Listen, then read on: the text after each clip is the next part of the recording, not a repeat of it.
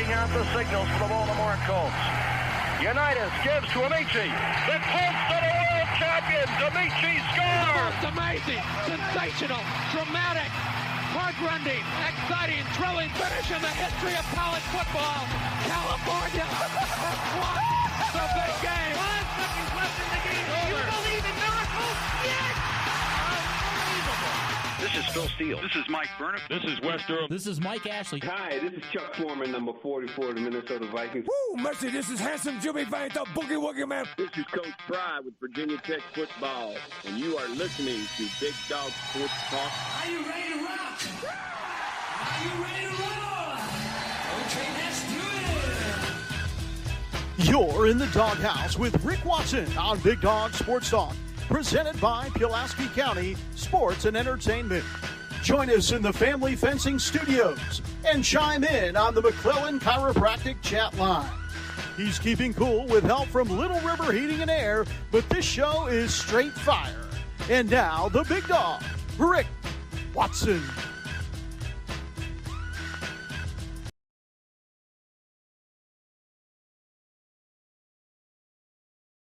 There we go.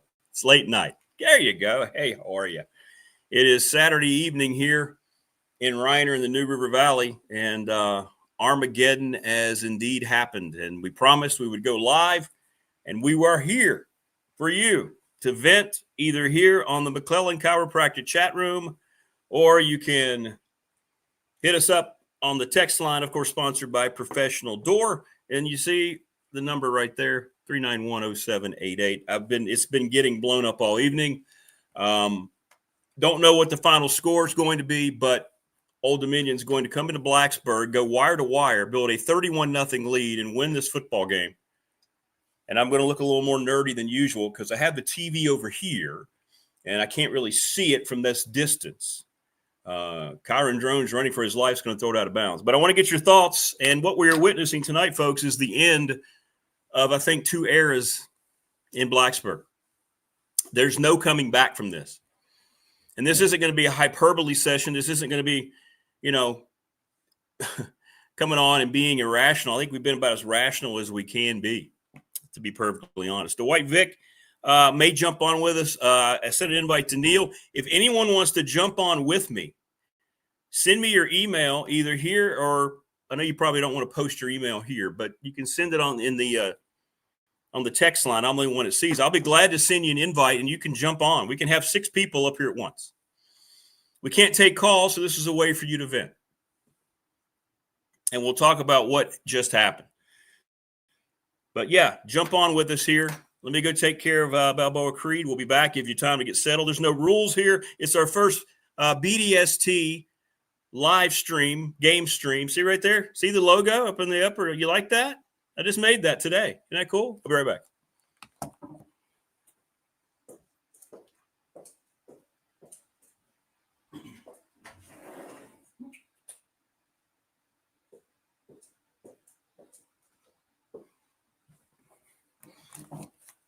All right, here I am. Back again.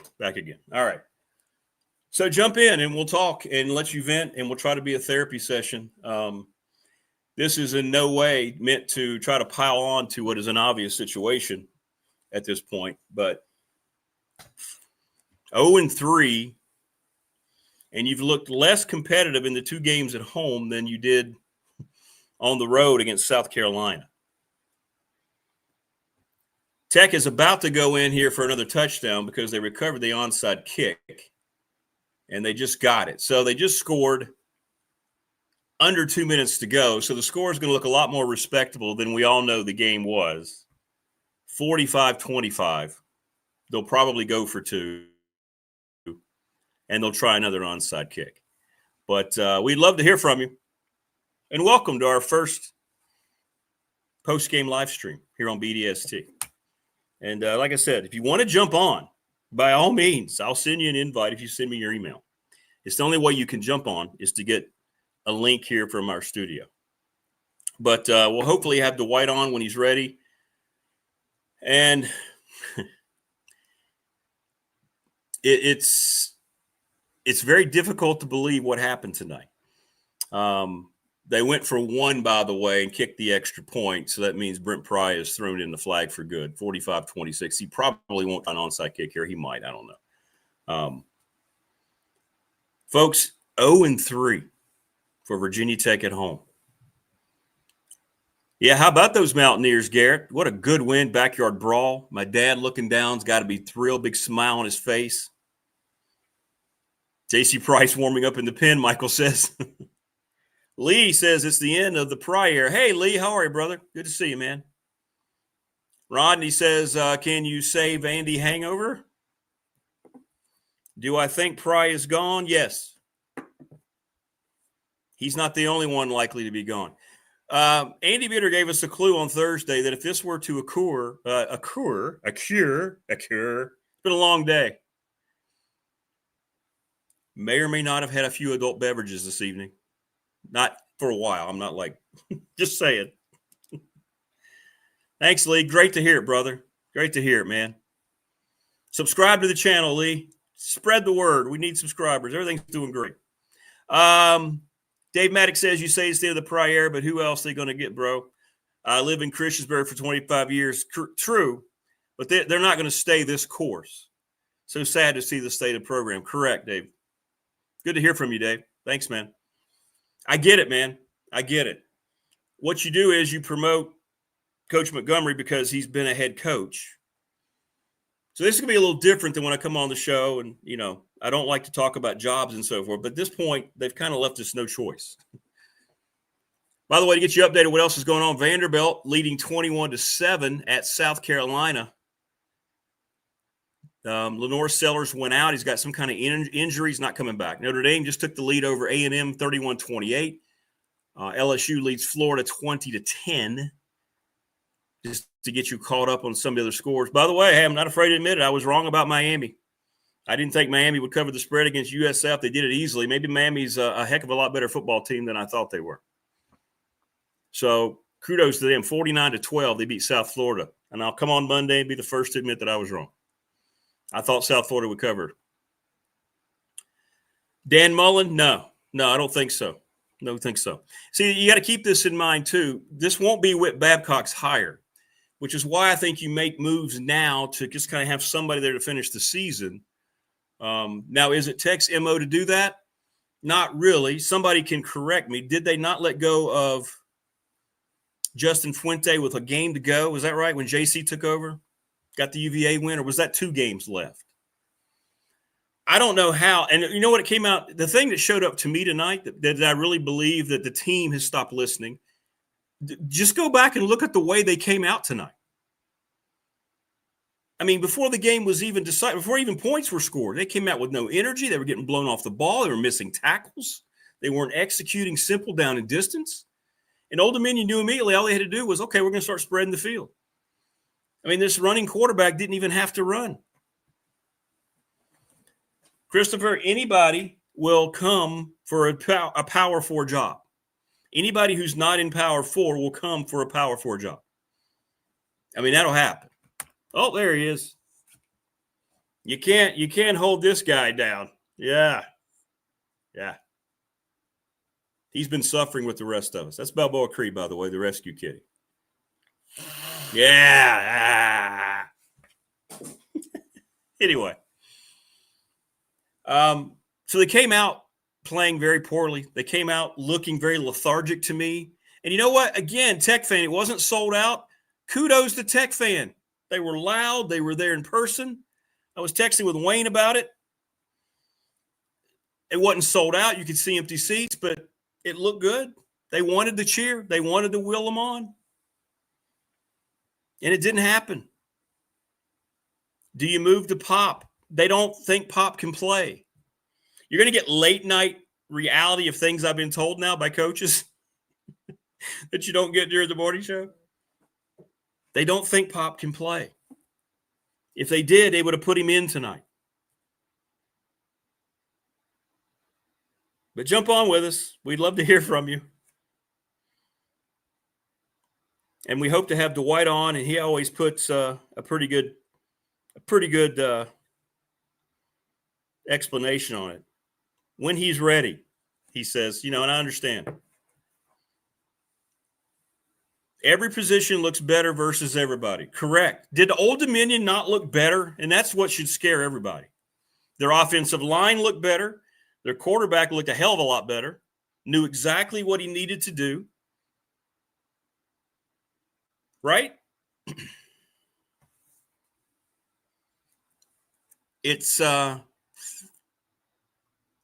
worst that I have seen it. This is worse than Justin Fuente. Don't you think? When you start out 0-3 and you lose to Old Dominion at home, in this manner, you get blown. Let me change that. You get blown out of Lane Stadium by Old freaking Dominion. And I'm not throwing any shade at Old Dominion. Their fans in Norfolk, they can jump on here and stick their chest out. Correct, Garrett. They got pressure, and I was up there.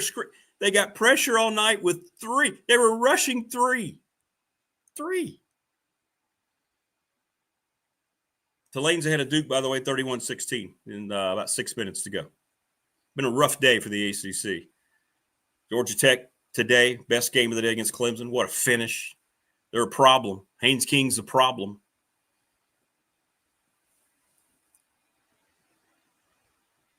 What did they do? Did they switch the game? Let me see. I wanted to see the final and see what the crowd looked like. Yeah, they took it off and they put it on ACC Network Extra.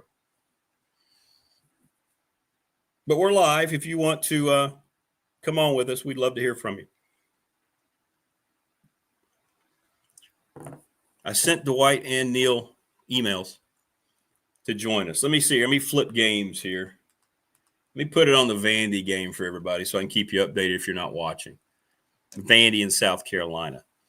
Skip's right. Been going down for a while. Why? What's been going on behind the scenes? Correct. The fish rots from the head. My dad told me that when I was little. Didn't know what he meant. Now you know. When things like this are happening, it's not, you know what? I'm not going to say it's not Brent Pry's fault. He was put in a situation that he wasn't ready for. Never had been a head coach, never had sniffed a head coaching position. He was a co-coordinator of defense at Penn State. He wasn't the main guy, never was the main guy. And you brought him back because he had ties to Virginia Tech as a GA. You made a safe hire and a hire that you knew that you wouldn't have to pay a lot of money for.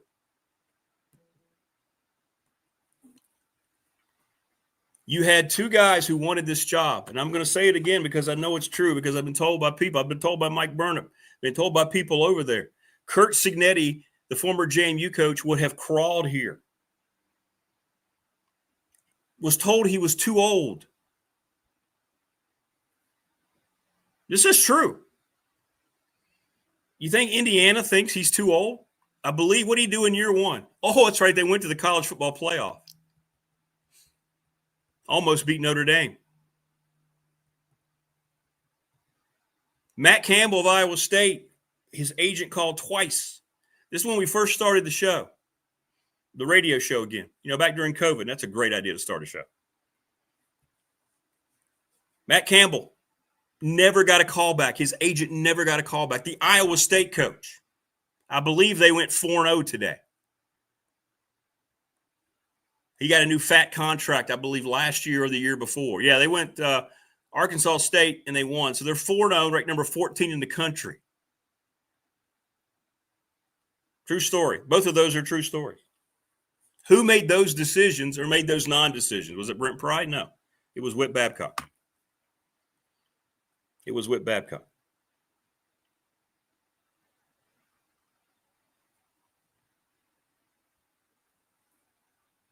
Text line's blown up. Oh, Travis Williams, professional door. Your text line's blown up. Never have seen Tech's offensive line look this bad either. It's been a long time. Defensive line as well. See if Dwight jumps on with us here soon.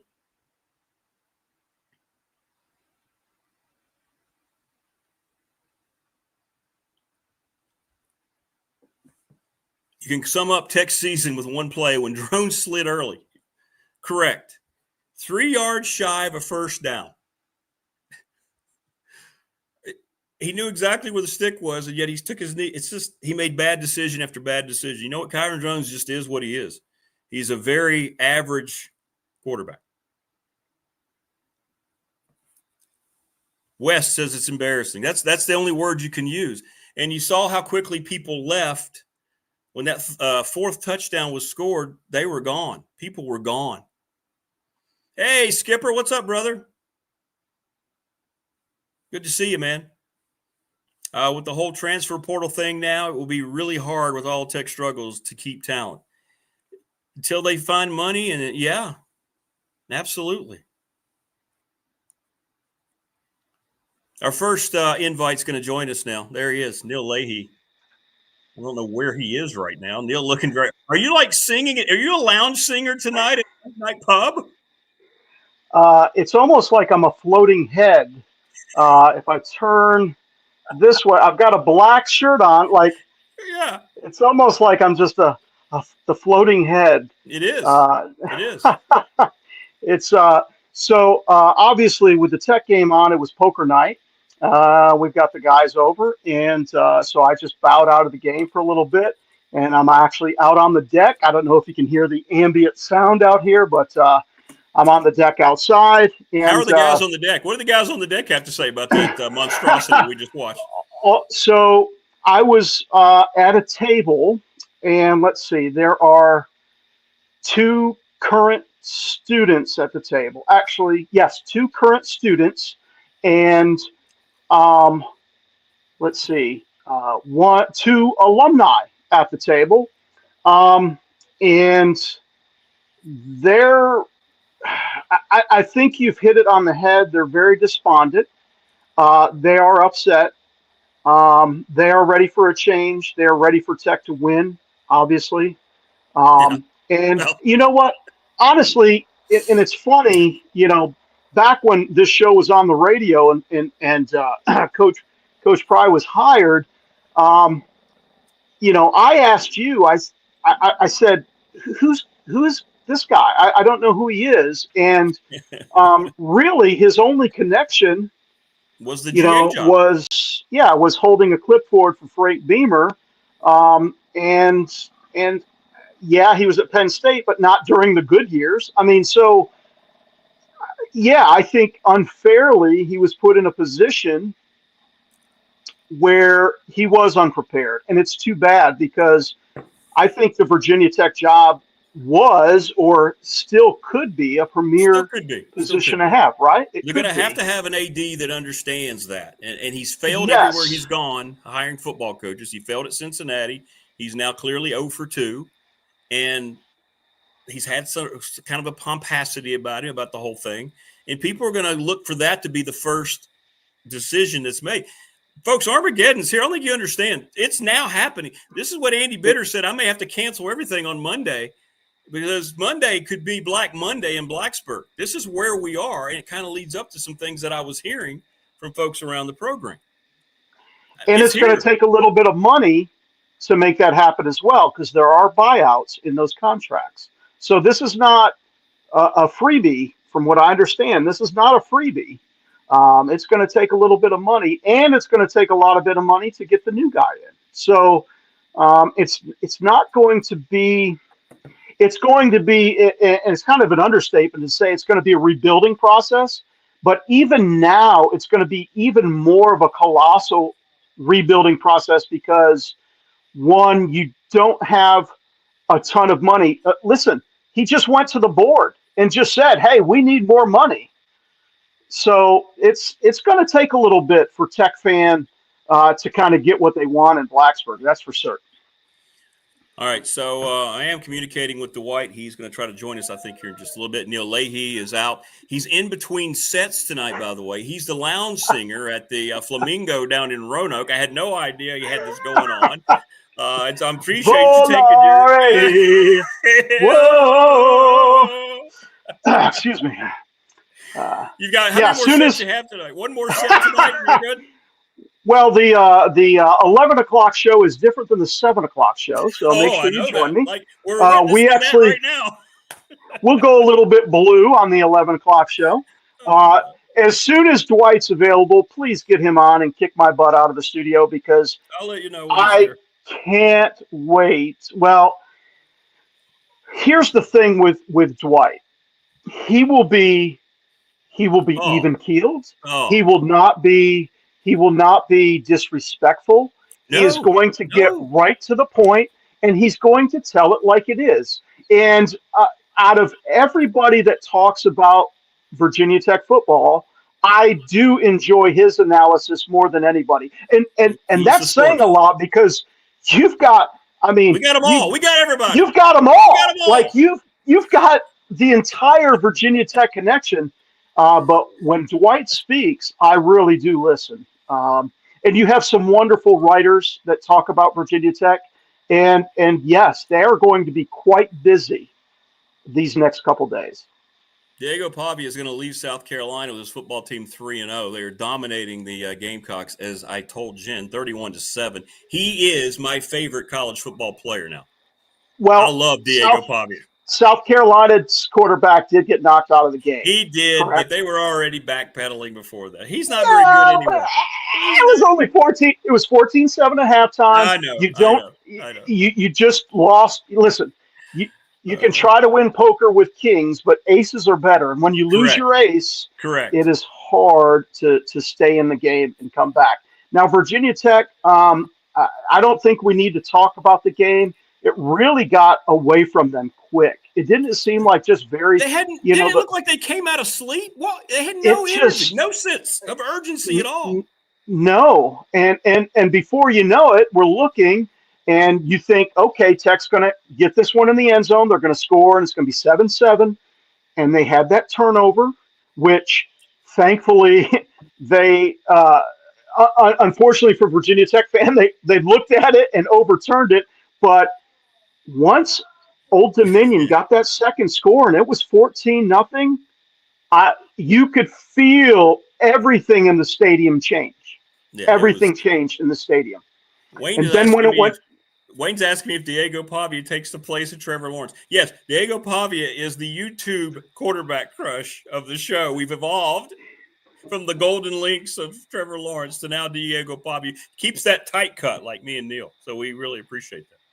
Yeah, he doesn't have the golden locks of love that we pine for. But yes, you know what? We always knew that game was going to be close. Unfortunately for Jen and Gamecock Nation, losing your quarterback. You can't stop the Pavia. You can't stop the Pavia. You know what? He doesn't play defense. And they probably underestimated Vanderbilt as well. I mean, no one will did. anymore. Nobody's going to anymore. No. 3-0, they're going to be in the top 20 next week. Absolutely, they will. Well, do me a favor. Tonight, will you dedicate Piano Man to me as you sign off from the crowd? Absolutely. Yeah. Well, tell your guys to all subscribe there who are there, will you? I'll have them all subscribe. As soon as I get back in there, I'll make them all subscribe. All right. Sounds good. All right. Well, thanks for your haven't heard from Dwight yet. So, but I know you probably got to get back. Whatever you want to do, you can hang out with me until you want. I don't care. It's great. You know what? Did you want to talk about was there any other football games on today? There were some games. The Georgia Tech game. How about that? Wow. Just wow. How about that? To hurry the group out there, to have the fire drill going on, and they timed it perfectly. They waited. The guy they rushed the snap. They looked like an NFL team. He kept looking back. Are you good? Look back again. Snapped it with 2 seconds, and he drills it. It's just amazing. Absolutely amazing. Yeah, that was a wonderful game. Unfortunately, the other game that we were watching, Georgia was an exciting game. Yes. Listen, Tennessee had it on at the end of his foot at the end of that game at home. Heupel did it to him, though. Heupel, his own coach, screwed him. It was a 54-yarder, and it was so stupid. Yes, but he called the play. They had the procedure, and he didn't like kicking from that hash. And they still, yes, anyway, Heupel's cost. And the other game that was, I think, a little bit disappointing was the South Florida-Miami game, which had a huge weather delay in it. Completely missed that one. I completely missed the boat on that. Miami must be a lot better than I thought they were. Wow. Well, it was pretty close up until the delay. And I tell you, the delay, in my opinion, only helps the home team. I think if you're the visiting team on the delay, you are stuck in a dank, you're stuck in a closet somewhere heaven forbid this was in the Boston Garden, because they would have been like outside on the pavement or something. But yeah, I don't think it helps the visiting team. And there's my guy. Dwight is There, here. okay, Dwight is okay, here. That's okay. all right. I'm very excited to hear Mr. Football, Mr. Virginia Tech football, because he has the opinions that, and I bet you he speaks for many of the I know fans he does. I know that he were does. watching this game. But I'm going to say goodbye. Thank you All for right. having me on, Rick. All right. Enjoy piano, man. Thank you. See you, Later, man. Dwight. Bill Leahy, Take lounge care, man. singing. Thank you for the kind Dwight words. Vixes. Hey, Dwight, I hope this turns into some kind of therapy, and I appreciate you jumping on. Dwight Vick now with us here. Go, man. I'm just going to let you tell me how you're feeling. This is incredible what we witnessed here tonight, and I don't mean in a good way, in any way, shape, or form. It is a very, there was some very lean and tough times during the Fuente era. Started off great. I want to go on record again. I do this every time to make sure people understand that I really wanted him to succeed, and the staff. I never campaigned for him to be fired, but at the end, I knew it was time, and I was okay with that. I supported that. I never really went online and vocalized him being let Right. go. But at the same time, as the program deteriorated, as he lost control of the locker room and people were leaving the program at halftime, the writing was on the wall. I'm exaggerating, but people were basically, tweeting after games. They were hitting the portal and thanking Virginia Tech fans for everything they did. We don't really have the major departures like that. I never felt like Pride lost the locker room until now.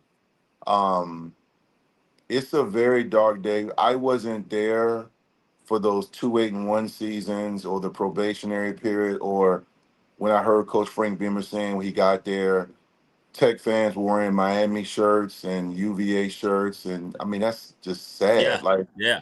I wasn't there for when Virginia Tech wasn't even an afterthought. It was a never thought. Right. So to look at it right now, the mockery we have become in such a quick amount of time is disgusting. It's sad. It's very sad. I saw Eddie Royal's tweet about unacceptable. I'm sure I speak for a lot of former players, man. It's Absolutely. You have the voice of the players carry with you all the time, and I take so much pride that you share some of that with me. It's so important that your voices are the ones that are heard the loudest, in my opinion. I think I was expecting more fight. I don't comprehend what they were doing. Just to do a quick synopsis and breakdown of the game plan today, you got a turnover early, and then after your first series, and then even after the turnover, you continue to try to pass with drones as if he was Aaron Rodgers. And I was like, what are you doing? And then the announcer reminded us that ODU, gives up 228 yards rushing on the ground.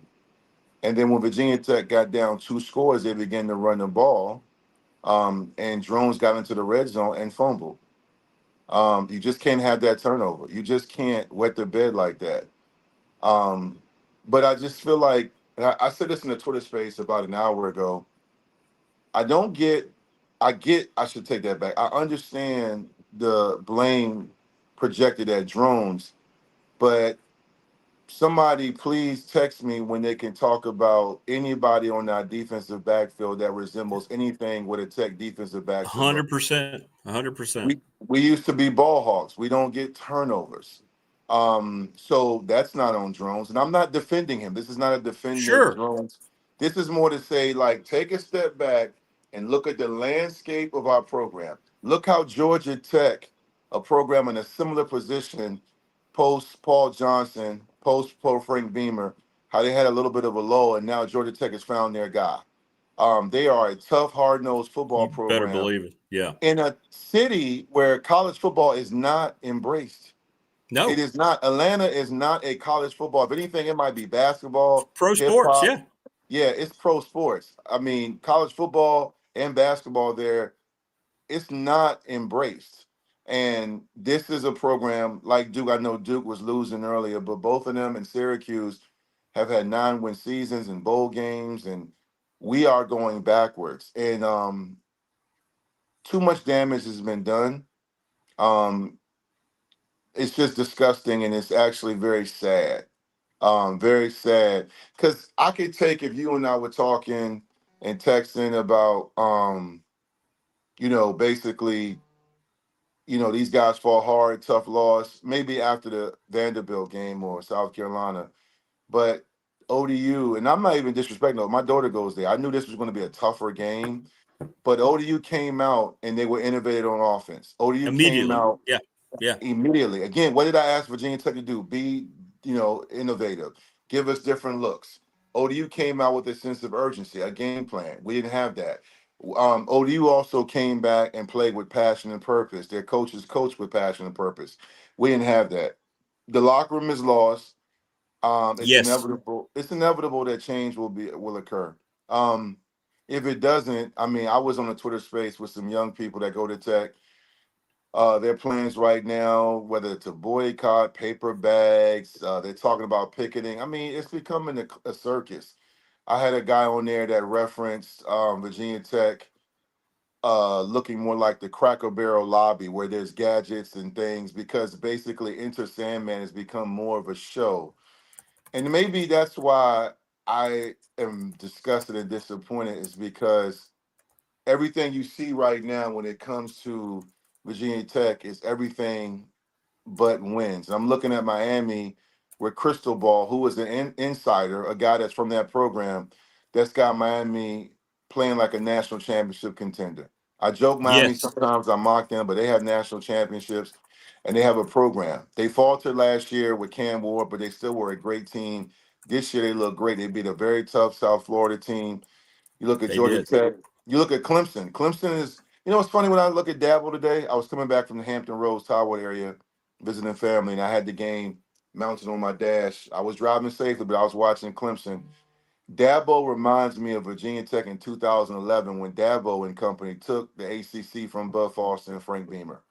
Virginia Tech was going for their back-to-back championship. They won it in 2010 with Tyrod, Logan Thomas and company come back in 2011, and they beat the dog mess. I was there with my wife and family, and I remember hearing the Clemson fans spell out Clemson probably 75 times, right? And from that moment on, after 2011, Virginia Tech was basically a shell of themselves. They had, I think, 1 8-win season, 7-6, 6-6, where Clemson had a bad loss to West Virginia, but they began to ascend and they took control of the ACC and never looked back, including winning a couple of national championships over powerful Alabama. Since that time, Virginia Tech has been a carousel of uncertainty and mixed results, where you go into bowl games, but your highlight of your season is beating an overwhelmed UVA team. Yeah. And it's almost like all is forgotten when that is Right. not the standard. So I don't understand what the hell has happened except for this. Virginia Tech is on their third offensive line coach in 4 years. You had a guy in Crooks. I don't think him or Rudolph are fully committed to the program. No. I'm hearing rumors now. It's funny when you start losing and people get mad. All of a sudden, people Yeah. leak stuff out that you kind of Exactly. knew. Like, oh yeah, Crooks really wasn't committed. I know. Yeah, I'm Yeah. like, well, I could have told you that. I told you that he hired, probably hired him. That's his boy. He hired him. But it's like at the end of the day, you had other qualified, even many that were more qualified.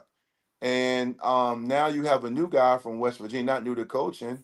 He comes in, so there's no offensive continuity. You look at the offensive line coach. We have an offensive line that's built for power football, and we're running RPOs. So that means we have no athletic offensive linemen that can get out in space and get to the second level. Our linebackers look like they're lost all the time in RPO and zone read action. They look lost. We put regardless, put the lunch pail away. Put the Put the lunch lunch pail pail away. away. Stop. Y'all don't even understand. You're not worthy. Like back in the day in the 80s, we're not worthy. We're not worthy. You're not worthy. You're not worthy. You're not worthy. I mean, you listen. I'm telling you, Rick, it is utterly disgusting what was on display in Lane Stadium tonight. I don't even shout out to ODU. My daughter goes there. Right. Absolutely. My cousin Absolutely. went there. ODU is showing you that all these people don't want to get in my DMs or talk on Twitter about thousands and millions, and we need to get NIL. No, ODU just came in there and smacked us in the face with an NIL budget that is minuscule compared to Virginia Tech. Minuscule, correct. Yeah. Yes. They Got nothing. also last year only signed out of 28, 29 players, one player from in-state. So they don't even have a bunch of it. That wasn't even personal for them. They signed last year 28 guys, and only Right. one was from the Commonwealth. So that wasn't even we didn't get an offer from Tech win. That was like, we are better than y'all. They weren't intimidated. It's almost like they came to see the show and then go get a paper plate and get their cookout food, and they left and took our remote and left. They That knew was they were going to be the show. They It's knew like, it. didn't it? That's the way they approached it. They never had one there. They looked terrible. They came in and were like, we're going to be the show tonight. And they played with that. And Tech looked like they were retreating from the opening kickoff. I don't understand it, man. I don't understand. And maybe complacency, maybe because you're getting paid, you got a contract extension and you're getting paid well and you're hanging out and life is good, that there's no sense of urgency. I know this, and I told my wife this when I was telling her I was going to jump on with you. I know this, man, and I'm going to say this because my time is over, and I know my era is long gone. Beamer and those guys made great money, but it mattered. Charlie Wiles, it mattered. It mattered, man. And you can say, oh, I know coach speak when I hear it, man. Like, when I say it mattered, like, I'm talking about miss me with Metallica coming to Lane Stadium, miss me with the uniform reveal, miss me with the fact that on ACC Media Day, I keep hearing about we're better, we're hungrier, we're focused, we're healthy. It's lies. It's like, yeah, right. You know what I'm saying? Like, it's just, you're insulting the intelligence of one of the most dedicated and passionate fan bases in the history of college football. A fan base tucked away in Southwest Virginia that nobody knew about until Beamer Ball, and all of a sudden Southwest Virginia became one of the hot spots on the East Coast. I know that sounds crazy because you got South Beach, you got Atlanta, you got New York. You did. But I'm telling you right now, every time you hear people come, they talk about how beautiful the campus is, the entire region, Christiansburg, Radford, the country southern feel, the fact Absolutely. that it's a great atmosphere. Christiansburg is booming hotels. Football, along with the lunch pail, along with Beamer Ball, special teams, the energy, the culture, was the perfect storm. All you had to do, if you're the AD and everybody involved in the athletic department, was build on what Beamer gave you. Beamer retired. Him and his beautiful wife, Cheryl, Beamer cried at the press conference and said, I felt I let the team down because I didn't win a national championship, right? Now, here's what you got to think about. Andy Bitter broke it down perfectly. Me and him were both in the Beamer Ball ACC documentary on Beamer Ball. And when Andy Bitter just spit off all his accolades and awards, and all he apologized for was not getting the national championship. Right. But think about how he gave you, kind of like this right here. I'm in my office. He gave Witt and everybody the blueprint. He said, in here, it's almost like the never-ending story when they gave the little kid the book and he opened it up. And he was like, yeah. He gave you the blueprint. He gave you the blueprint. So I'm not saying you stay back in the day blueprint. You build off the blueprint. You recruit in state. So then you brought Fuente and company, who started off winning with his players, and then he began to tear the program down slowly. He got a contract extension off of 1 year with Beamer's players.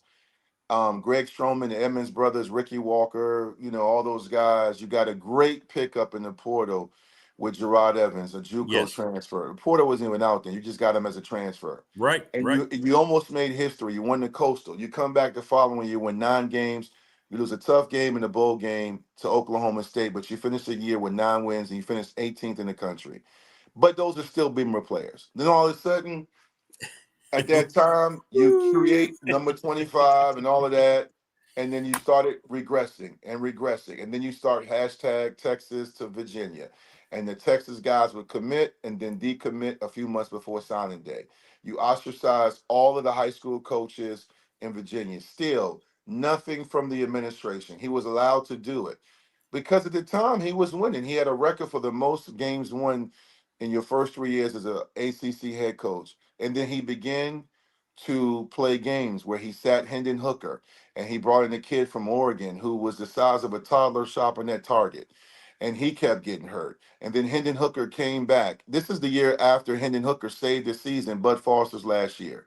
So I'm not trying to take us back to the Fuente historical perspective. I'm saying this is when you saw the seeds planted and they were rooted, but we didn't realize the ground wasn't good soil. The foundation was tampered, it was tainted.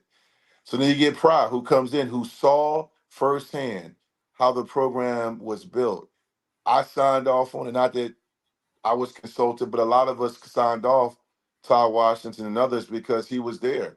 And he did a great job at Penn State as a coordinator. Had no head coaching experience, but he looked like the right guy. And then what happens is, slowly but surely, he brings in two guys that know how to coach but aren't qualified for the coordinator positions. Right. Still makes But you no know sense. what? To his credit, in his defense, he had no talent. Everybody left or graduated. So you went 3-8. But they fought. And fans were okay going 3-8 because we know, okay, he's going to recruit, and he began to recruit 4-star, 3-star, 4-star. And then it's like, okay, you got you got Drones, but you didn't want to give him the keys to the car. You kept saying, well, we need both guys. It's like, you got to two start quarterbacks Drones. from the get-go. I said on your old radio show, you got to go with Drones at the time because he gave you more of an athletic feel, and he was able to move the ball down the field. And after that, it was a wrap. There were a lot of questionable decisions, poor clock management, no accountability, and it was just really, really crazy. And it's just it's is this life or death? Is this dialysis? Is this cancer? Is this diabetes? No. Is this eye surgery? But this is something that matters to a lot of people. And right now, Rick, I expect some changes this week. I do too. I don't know how you justify it. You justify it. Are you ready to get mad? I don't know if it'll make you mad. You want to hear the first three things Andy Bitter has tweeted? Brent Pry has started talking about at his press conference. I'll go ahead. I'm gonna take a deep breath. Go ahead. All right. First comment: not in the direction I saw our team going tonight. Clearly, it starts with me. I thought we had a defense that could be stingy and make people earn it, and we haven't done that now for 6 quarters. That's his first 3 things that Andy has tweeted out that he said at his presser. So, yeah, yes, it starts with you. You're the head coach, and you made these hires, and you made these recruits, and these offers to these players. We know that. I mean, I guess he can't say a whole lot, but see, I can tell you're not happy about hearing any of those comments. I don't really know. To be fair to Coach, I don't even know what you can say, man. Like, I don't either. Right now, I don't even know what you can say because you could come out and say it's on me, and then that's going to infuriate everybody. You can come out and say, I don't know, but again, it's too far gone. It's too far. You're 0-3. You're 0-3, man. UVA looks improved. A program 700 yards today. I know it was William and Mary. 700 yards. Set a program record today. I knew they were a bowl team to start the season. They haven't arrived yet. And sometimes it's early. We don't know how good they are, but I've been on the UVA bandwagon regarding improving because I feel like when you have no expectations and Coach Elliott's back was against the wall, he came out fighting. And he brought in some good guys, some talented guys, where I feel like we were just kind of bringing in people just because. The one thing I kept looking at is the O-line. And they say, we got the guy from West Virginia, right? He brought in some of his guys. But I'm like, I don't really know West Virginia offensive linemen. I signed off on the hires only because I'm like, well, the coordinators are qualified in their experience. But I'm just like, maybe we're looking at this differently where it's really just about getting some people in that really want to be here, that want to make Southwest Virginia their home and really want to make guys to compete and really, push the envelope with just creating accountability and culture and toughness. When I look at Virginia Tech, I don't see a tough football program. No. When I look at Virginia Tech, I see complacency. I see people being comfortable. I saw an undisciplined team this week and last week. I mean, you're talking about I don't know how many times I saw the referee do this personal foul. I Oh, kept seeing it I know. over. I know. It's just Over and it's over just again. over and over again. I mean, what are you doing? Um, I would even have been happy tonight before the game got out of hand if probably got an unsportsmanlike just cursing the ref out. Sure. I Yeah. mean, Sideline. Unsportsmanlike. I Just almost show want. I something. almost. Show some I light. mean, I almost. I mean, you know, when you already know this. When I'm a movie guy, I was like, well, damn, why don't we just go Varsity Blues? When Kilmer he left, and they coached the team himself. Lance just coached the team, That's right. and I mean, like just have the players coach. Um, it's just, it's really,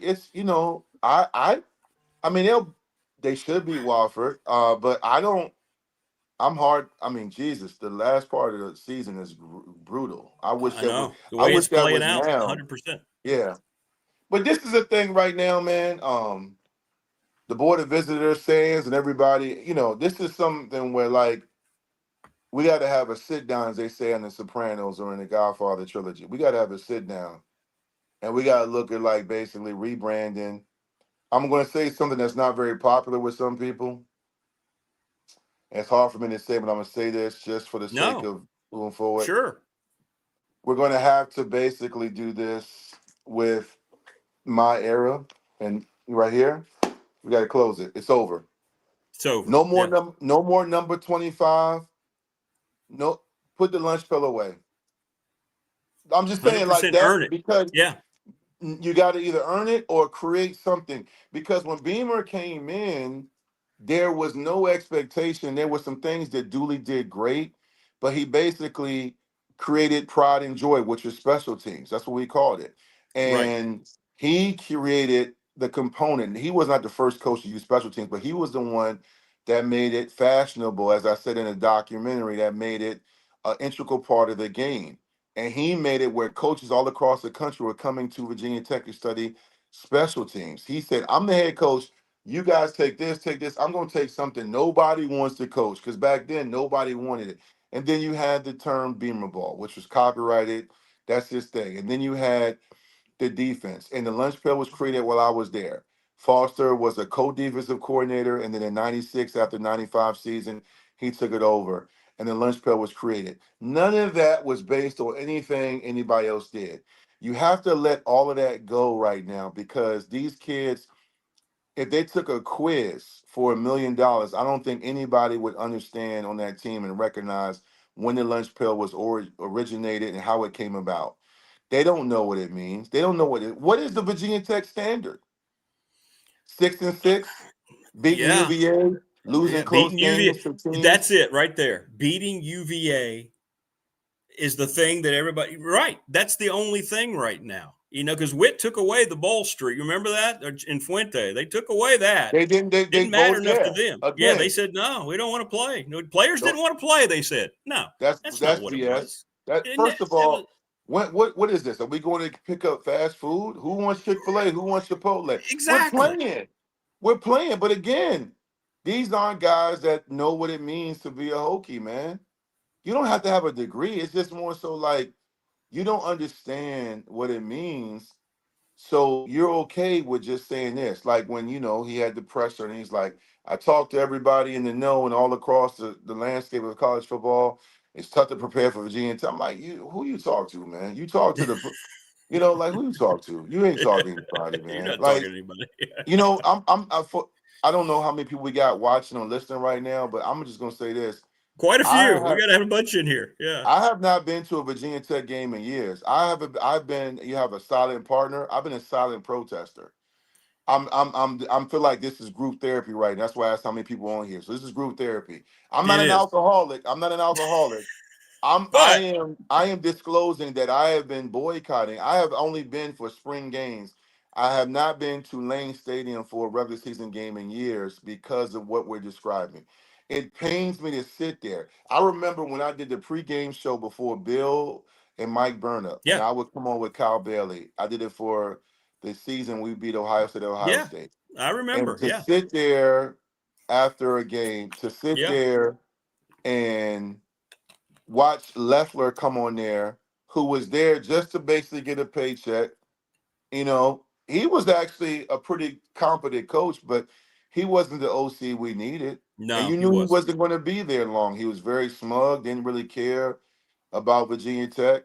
And that's when I knew. And I mean, to sit there after one of the legendary wins in the shoe to beat Ohio State at night, a game they never won, and then turn around and come back and get down to ECU 21-0, and then come back and tie that game only to lose 28-21 to lose to Georgia Tech. And it just became one of those things where I told Kyle this. He's a longtime brother of mine, my friend. I told Kyle Bailey, I don't want to do it anymore. He was like, what? I said, I have no interest. This is how much Virginia Tech means to me. I know teams lose. Tomorrow, I'm going to watch many teams win and many Sure. teams lose. Right. What I'm saying is, I knew at that time it was over. And I remember, shout out to my guy, my coach Beamer. He said he knew it was time because the fan base was becoming divided, and he knew his time was over. He knew. Yeah. I have not been to a game because I did not want to go see this become a mockery. Well, guess what Virginia Tech is? A mockery. We have now. First of all, why are you signing on with to play ODU for 25 years, right? I know they modified. Like, why? You saw everybody complain about playing ECU every year. And again, I mean, rotated. UVA plays JMU, William and Mary, Liberty. Like, why did we marry ODU? And now look what you did. I mean, they came in. My daughter goes there. When I took a few kids on visits, part of their board of visitor college tour, whatever it was they had and talked about in the slideshow and the video how they beat Tech. Right? I mean, I mean, like, think about if you're a season ticket holder or you're a big donor or you're just like me and my wife where we set aside 3 or 4 hours. Think about if you're a Virginia Tech fan, what are you looking forward to when we still have October, November, and early part of December left to watch out? What are you looking forward to? I mean, look how everybody's playing out, right? Florida State's clearly much better. Miami looks great. You mentioned it. Virginia is not going to be the same Virginia you've been running over the last 20 years. Georgia Tech looks like a juggernaut potentially. NC State looked good the other day. Wake looked good the other night. They're improving teams. What do we? Brent Pry just said, he was asked a question. Kudos to whoever asked it. It had to be Teal, right? He said, hey, what makes you think you are still qualified to run this program? His comment was, I see the strides that we're making. End quote. There's no way. What strides showed up tonight? Right? There's no way. There's no way. I know he's on the defensive, and I know he's going in, and kudos to him. He's taken all the ammunition tonight, and kudos to him for that. But that, I don't know how you answer those questions, good or bad or whatever, but that's, to me, that is. You know what? You know how you answer that? You answer it. I've seen it play out. I feel like I'm still qualified, but I understand the fact that right now we're not getting it done. It starts with me. The fact of the matter is, man, this was a big game for us tonight, and we have not really become the team I thought we were supposed to be. That starts with me. And, right now I'm still the head coach of Virginia Tech, and I got to go look in the mirror and get this thing right. We got some tough decisions. I got to examine our offense and explore different ways. We got to start scoring better. See how I'm talking right now? Do you hear how I'm talking? Right. I'm not the head coach, but I know how to answer that question. Again, this is why I tell people, man, some of these guys in high school and college football and even in the NFL, they look the part, sound the part, but I know when someone is an undercover cop. I know, right? Because they start to talk. It's manufactured. We got coaches crying at the podium after big wins, crying because it matters. I'm, man, you've known me a long time. You and I have become friends, man. I know a lot of people in Hokie Nation respect me because of who I am and what I've done and even what I do in the community. But I'm going to just say this, man, like, this doesn't sit right with me. No. It doesn't sit right with me and a lot of people because, to me, man, there's no excuse. Injuries happen. What are y'all doing all week? What are y'all doing? Like, ODU came out there and looked like they were playing in the Big Ten. I don't know, man. I know. You know, I don't. And to me, I guess this is not your call, but I guess for me, like I'm just trying to figure out who makes that call. See, that's a great question. Don't you think it has to be Sands? Because don't you? I want to ask you this because everybody's wanted me to ask you your opinion. Don't you think it has to go? Because I agree with you. This is not going to look the same on Monday. Don't you think it has to go AD then coach? I don't know how you sacrifice the coach and leave the AD who hired him in place. I don't know if you remember the show, The Jeffersons. Remember the Jeffersons? Oh, I love the Jeffersons. Yeah, George Jefferson. Oh. George Jefferson, when everybody in his apartment, the house in the skyscraper, the apartment, when everybody got too crazy, one thing he did, and Archie Bunker used to do this too. I was a little boy, but I remember you got out. Shows. Everybody get out. Everybody open the door. Everybody get out. Everybody get out. Get out. Everybody go. Yo, you can leave. Where you say you can leave, Job Turkey. I know for my younger fans listening, they're like, "What is he talking about?" Here's what I'm saying: accountability, man. Like for real. What do you like? Okay, so Roger Goodell makes $66 million a year. Yeah. 66 Roger Goodell. People say, why is he talking about Roger Goodell? Because he is basically the NFL AD. He is the liaison between the NFL owners and the union. And basically, his whole thing is holding the owners accountable as well as the players. More so the players. He doesn't really hold the owners accountable, but he makes sure that they understand what's going on. And the reason why, because a handful of years ago, he was only making $44 million. So his salary goes up. And the NFL is a business. Regardless of what your favorite team is, it's a business. Virginia Tech is a business. You have the students there, but they pay for room and board, tuition, gym fees, dining hall dollars. That's the students. The football players who make NIL. You got players in Blacksburg and Christiansburg right now with $80,000, $90,000 vehicles. Trust me, I know this, right? Absolutely. So I'm not mad at them making money, but they're there to play, to perform, to execute, to represent their family and their brand and their business correctly. When you look at the program right now, the football program, all the money, I know what came out and said we're in the middle, we're in the red, or I don't look. ODU don't have that problem, and they came in right now. Right. Again, right. What's Pittsburgh's deal? Georgia Tech, they don't have a lot of money. Why they want it? Duke is an academic school as far as like they have great sports, but when you think of Duke, it's always like, my nephew who has 16 offers, they told him on his visit, we don't even recruit players that don't have a 3.5, right? So you know how hard it is to get into Duke. So all of that, when I'm saying those are our competitors, those are our examples. We have become a laughing stock. I mean, everybody was mad with Herb Street. Herb Street called us out. You're right. But he was right. He was true. They had a kid by the name of Jackson Forrest. You saw number 18, the true freshman linebacker. He looked like the best defensive player on the field. And Tech, ODU has that kid. Why is he not wearing maroon? Jackson Forrest looked like Tech doesn't have anybody like that can play linebacker. It's just one example. Here's the problem, too. You're bringing up something. I'm so glad you transitioned into that. I mentioned my nephew. I've talked about him a few times on your platform. Here's the thing. Tennessee's talking to him. UVA's on him hard. He visited UVA this coming weekend. Tech and UVA and a handful of schools are at the top of his list.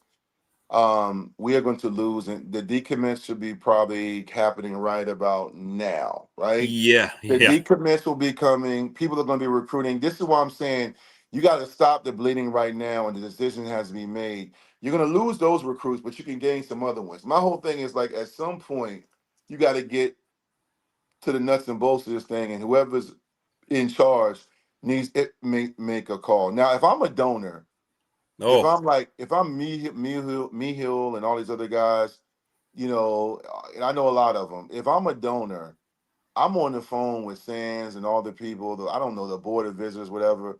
The bottom line is I'm like, you're not getting any money. This is a program that I remember a few years ago got, what was it, 25, 50 million donated. It was something crazy, right? It was something pretty big, They had so that campaign, what I'm getting at is I don't have that kind of money. But what I'm saying is if I'm someone in the know, right, and I have money, I'm making it known right now that something needs to change. or you're going to lose out on money. And this is why I say when it comes to business and decisions, somebody has to step up and make a decision right now what Virginia Tech is going to be. This is actually, as far as timing goes, again, I don't want to make this more than what it is, but I always speak what I know and speak on the truth. This is the worst possible time to be an S show right now in college sports because the ACC is on the brink of extension. We don't know what it's going to look like as we move forward. Programs are trying to position themselves to get into the mega conferences.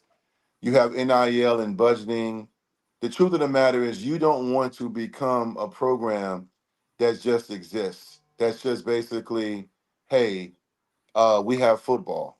Like for example, when's the last time you even watched or discussed Marshall University? Right. Probably when they beat Virginia Tech in Huntington a few years ago, right? Because Yeah, we were all right. like, Other than that, I haven't even seen Marshall score on the bottom line. Like there's programs like that, and you were like, oh, like Sacred Heart. When's the last yeah, time you? When's the last time you said, "Hey, man, did you see that so Sacred Heart game?" Sacred Heart score. Yeah. Or what about one of my favorite names in college football, Rice? How about The Rice? Rice Owls, yeah. Yeah. See what I'm saying? See how we laugh? Virginia Tech used to laugh at that. Hey, we're a Hokies. We win 11 games every year. We're a dark horse for a national championship. We have a bold streak. Everything has been ruined. You know why, ladies and gentlemen? Ego.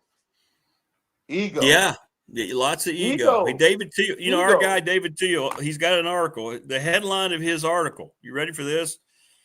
And David Teal he's the best, right? We know that. He says, embarrassing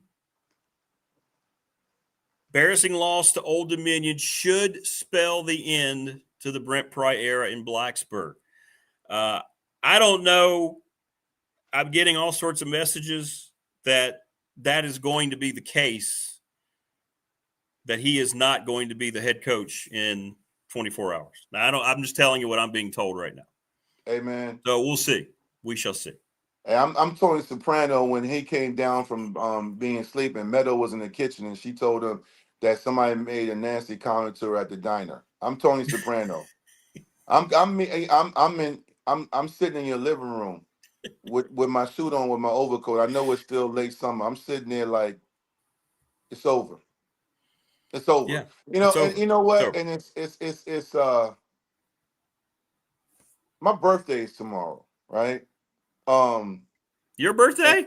Yeah, my birthday's tomorrow. Oh, happy birthday, brother. Yeah, thank you. I'm not. Yeah, I appreciate it. I'm not saying it because I want everyone to flood my inboxes, and I'm just saying this for perspective. As I get older, man, and this has just been me. I appreciate the small things. Like I appreciate when I watch a game and I get the most out of it as a fan. And to sit through that, what I just saw, and seeing ODU fans, UVA fans, South Carolina fans, Vandy fans, Miami fans and media, barstool accounts trolling us and clowning us, it's painful. And it's like, it's tough, man, because fans, not the diehard ones, but fans, I said this before, I wrote a column in 247 Sports. I said sometimes fans transfer as well. And sometimes a fan will transfer from not bandwagon, but they'll transfer and say, I'm going to take a red shirt on this season. I'm going to sit this one out. I'm gonna tell you. So about my podcast, the Victory Life Legacy Spotlight. Yes, can't I wait have to watch it this week. Yeah, well, no, I haven't. If you noticed, I know you're very, very busy. Danny Noakes and I, we haven't done one since the one we did with Corey Moore, Todd Washington, and Sharon Smith. Right. I've done maybe one more since then. And the reason why I still do my podcast is because I don't want to talk about Tech football because it's not because I'm very harsh and honest, but I'm not. What can you talk about? What promising player do we have right now? What up and coming young coach? Remember when Steinspring? I know he's a polarizing figure because of sometimes the offense, but he was a great recruiter and he was a great person, and he still is, and a great personality. And you have Foster, and you had coordinators, and not just at Tech, but other schools who were intriguing, who were giving you something, right? You felt like, okay, there's a lot to talk about when it comes to Tech football. I remember driving home from work and listening long after I was done playing to hear Beamer and even Fuente early in his career when he got to Tech talking to Bill Roth on that Tech Talk Live. And I would, you would hear the coaches talk about, we got this kid right now, man. I tell you what, he's a redshirt freshman. He's going to be special. And you would talk about like the stories, and you can hear the fans in attendance. I'm not really stuck on the nostalgia of what it used to be. What I'm saying is, every memory you hear me talk about, being my birthday tomorrow, everything here in my office where I talk to, even Victory Life, even part of the design, is motivated and correlated and stems from Virginia Tech.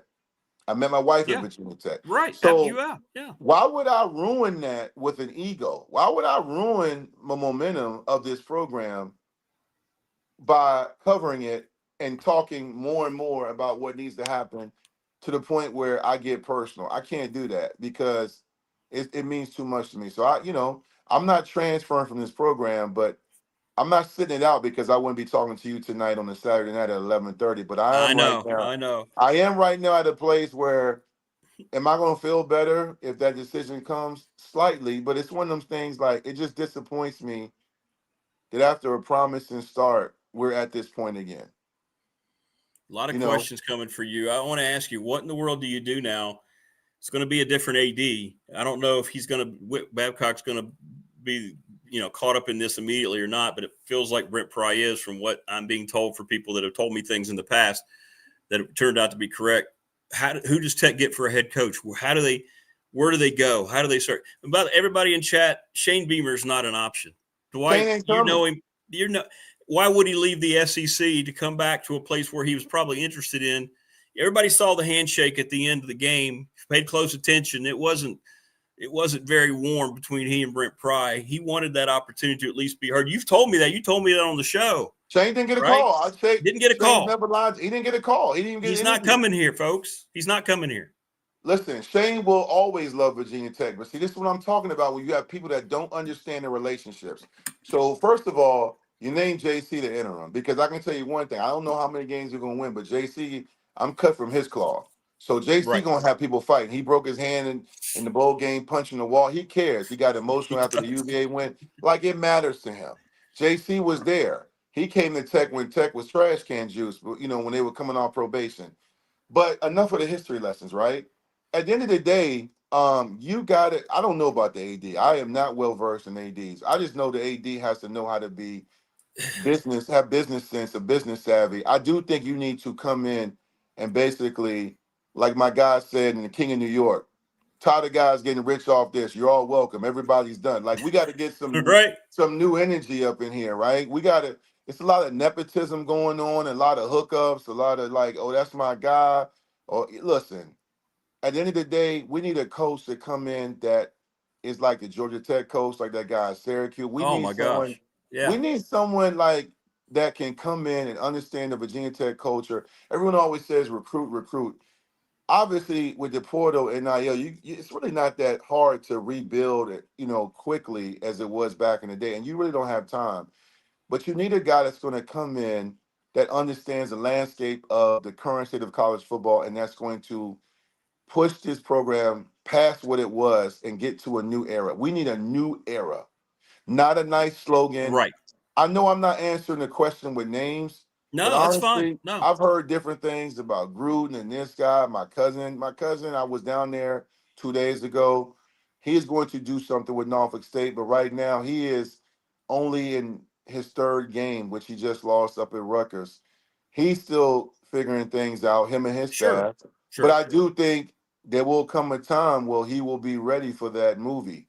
But right now, man, we need somebody that can come in right now. Like, you need somebody that really knows how to run a program, man. Like that understands, like, if my coordinator knows that this defense is bad against the run, but we're out here passing like we're the greatest show on turf. Oh, I know. I get on the headset and say, hey, what are you doing? What the hell are you doing? Run the ball. I'm gonna give you the clean version. So, like, if anybody in chat has some names, they want to throw them out there and I'll respond, I'm good with that. Because, I never was like, it has to be a Tech guy. You always heard me say, Yeah, It yeah. needs to be somebody that knows Virginia Tech's culture and creates a new culture. I went on record saying, hey, man, Fuente's first year to honor Beamer with the number 25 was great. That went on way too long. That needs to be retired. That needs to be People are, retired. yeah, it needs to be retired. Let it all go. I agree with you. And, Witt very arrogantly separated himself from the Beamer era, in my opinion, one of the worst ways possible. We've talked about it so many times. And he brings in Fuente. They want to do everything differently and totally, beyond all that. Didn't pay any respect to it. I understand you wanted to come in and do your own thing, but didn't pay any respect to what built this program, made it so special. And now here you are, however many years later, it's been 7 years, and it's just 8 years. And tonight was Armageddon. And that's why we're doing this. I said, if Armageddon happens, I'll go live after the game. And Armageddon just happened in Blacksburg, and there are going to be repercussions probably starting tomorrow. Would be my Hey, but guess what? Don't feel bad for them, everybody listening and watching. Don't feel bad because guess what? They got plenty of this. Hey, look. They made a lot of money off y'all, Hokie Nation. Hey, look. Hey, listen. They made a lot of money. Derek Smith, drafted in the 5th round by the Washington Redskins, now the Commanders, was there last week with his daughters, his 2 daughters, beautiful girls, and his wife. They wouldn't even let Derek Smith, who went to NFL, who was one of the best left tackles in Virginia Tech history, they wouldn't even let him into the practice field house. He wasn't even allowed. He was trying to show his daughter. They would. So I can go on and on about horror stories and the disconnect between honoring and respecting the former players and the culture and what the people built there, right? At the end of the day, man, it ain't really that complicated. I was working closely with Kevin Jones when he was involved with Virginia Tech before he started his business, where we had to create a board led by Chad Beasley, a former athlete, trying to really help connect the AD and everybody involved along with the football program and the former players, like just to give them a space to go to tailgate and stuff like that. So Pryor has done a lot of great things as far as perception and connecting with the alumni. Yeah, he's a great dude. And walking around the snowball fights with the core, kissing the babies and campaigning and radio shows. But eventually, man, like I said to you before, your job is to win football games, to produce a competent program and offense and defense. And it's disgusting. It's disgusting. No, it is. And what we've seen the last 2 weeks or last 6 quarters, extremely disgusting. And some good names being thrown out in the chat. The Summerall guy from Tulane really is getting a lot of love right now. And Texas A&M has just tied Notre Dame with 10 seconds to go. They're going for the extra point on a 4th down and goal. Gold Dobers might be losing in front of Touchdown Jesus tonight. But what about some older coaches? Now, by the way, people keep bringing up Bruce Arians' name. Bruce Arians is 73 years old. He retired. He's best friends with Mike Burner. He's not going to come back and coach Virginia Tech. I don't believe he's going to look at that as a hobby and jump in. But Gary Patterson, right, the former TCU coach, he's been out of it. David Shaw, the former Stanford coach, who wanted to get in the NFL. No, David Shaw. It's not going to – I don't want David Shaw. You don't want a West Coast guy coming here. No. Gary Patterson, somebody like that makes more sense. But the guy at Tulane makes a lot of sense. But people are going to go, why would anybody want to come here? But Dwight, you said it. It's a Power 4 place. Somebody's going to want to come and say, yeah, I can get back to that legacy. There's always going to be somebody to take the job. Yeah, great point, Rick. There were people, somebody said, and again, fans are fans. Somebody said, hey, listen, I mean, who really wants this job? I'm like, I finally took myself off mute. I said, are you kidding me? There will be a litany of people. First of all, the one guy that really wanted the job, I know this inside information, that was heavily interested, was the current Notre Dame coach. Oh, Marcus Freeman. He wanted the job. I mean, again, and see, again, like it, you got to have a feel for the right guy. Now, again, I'll go on record.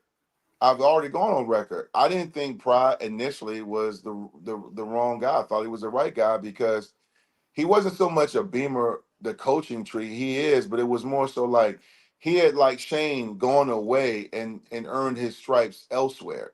So it wasn't like he lived off of that. He went to Penn State in the Big Ten and made a name for himself as a outstanding recruiter and a great defensive coordinator. So I don't understand why he gave the keys to Marv real quick, unless he was trying to kind of get him in a situation to be comfortable. But that was premature. He should have probably called it like together, like them kind of like, what are you thinking here? Should we go shell? Should we go cover two?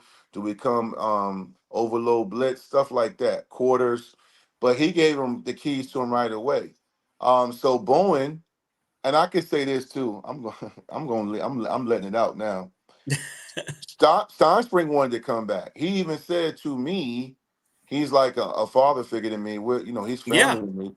Absolutely. Steinspring, who was the head coach at Roanoke before, and he loves where he's at now. But this is when he was. I think he was he at Delaware, Rhode Island? But basically, he was. He might have been unemployed, but he said, "I'll come back." And him and Pryor had conversations. He's like, "I'll come back and just be a recruiter." Because that's how much he loves and respects Blacksburg. So I mean, you had a lot of people, man. But the Shane train is gone. Matter of fact, Shane already has some problems. That's my guy. They lost today to Vanderbilt an hour ago, 31-7. And I told people Vanderbilt was going to do that. And their star quarterback in South Carolina, I think he left with an injury. I don't know if he came back. So he's got problems. I mean, you can't see. Unlike here in Blacksburg, you can't go this long and underachieve in SEC. No. They fired national championship coaches at halftime. Yeah. Yes, they do. Yes, they do.